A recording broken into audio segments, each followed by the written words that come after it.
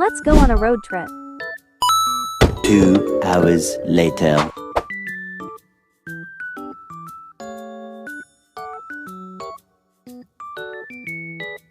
The beach was coarse with a lot of broken seashells.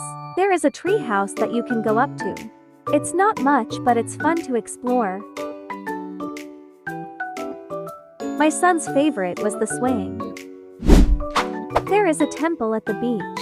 You can make a donation and write your wish on the ribbon. Then throw it up the tree. It's not as easy as we thought, but I'm proud that he never gave up.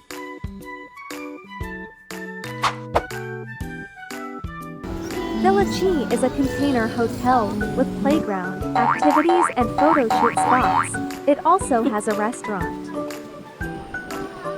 The photo shoot area and restaurant is open to public.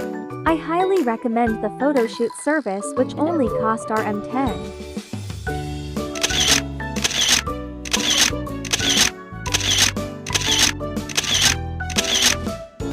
Food at the restaurant is delicious.